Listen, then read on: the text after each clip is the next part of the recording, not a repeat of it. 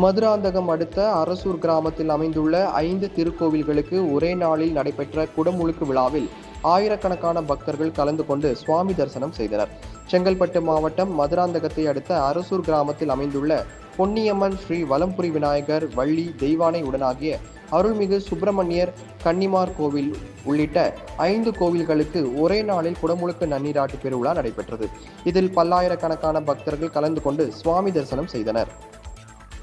இதேபோல் ராமநாதபுரம் மாவட்டம் ராமேஸ்வரத்தை அடுத்த மண்டபம் ஸ்ரீ ஐயப்பன் ஆலயத்தில் குடமுழுக்கு நன்னீராட்டு பெருவிழா வெகு விமர்சையாக நடைபெற்றது. இதில் ஏராளமான பக்தர்கள் கலந்து கொண்டு ஸ்ரீ ஐயப்பனை தரிசனம் செய்தனர்.